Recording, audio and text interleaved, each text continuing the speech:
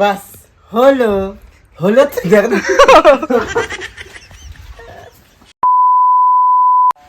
কি রে বাবু, আজকে একটু তাড়াতাড়ি ঘুম থেকে ওঠ, সরস্বতী পুজো বলে কথা।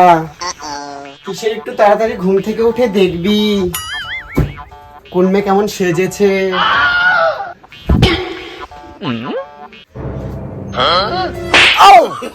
যেই নাকি মেয়ের কথা বললাম অমনি উঠে বসে বললি দেবদাসের মতো। হারামজাদা, তা কথা হচ্ছে কি দেখলি বসে বসে? মা সকাল সকাল শুরু হয়ে গেলে। তা শুরু হবো না? মেয়ে ছাড়া তোমার কপালে আছে আর কি? কখনো দিয়া, কখনো পিয়া, কখনো রিয়া। সোনা মোনা বাবু, তুমি খেয়েছো, তুমি হেগেছো? মা তুমি এবার চুপ করবে প্লিজ। যত সব ঢং, একটাও মেয়ে জুটবে না তোমার কপালে, এই আমি বলে রাখলাম। মা এই পুজোর দিনও কি শান্তিতে থাকতে দেবে না? বাস হলো হলো তো, লেগে গেল না গায়ে?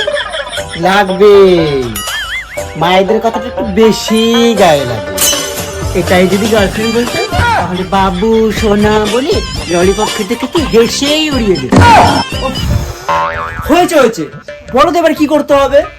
আজ 1 মাস ধরে তুমি স্নান করো না, যাও গায়ে হলুদ তেল মেখে স্নান করে আমাকে উদ্ধার করো। আর পাড়ার পুজোয় গিয়ে অঞ্জলি দিয়ে এসো। ও কি ঠান্ডা মা। না না মানে এটা নিয়ে যাই। বেশ হয়েছে।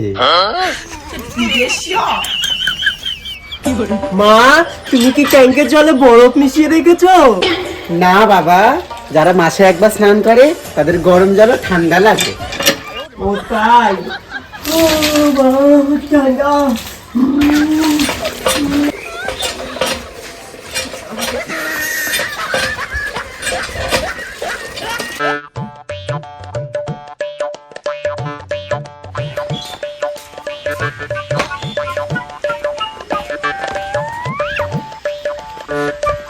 মা আমি অঞ্জলি দিয়ে আসছি।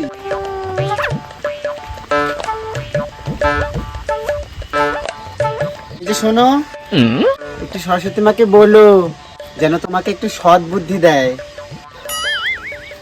শোনো, আর এটাও বলো সরস্বতী মাকে যেন মোবাইল ছেড়ে একটু পড়াশোনায় মনোযোগ দিতে পারো।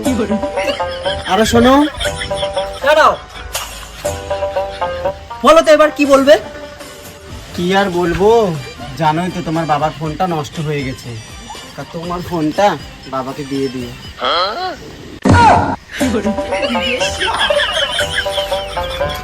उजाला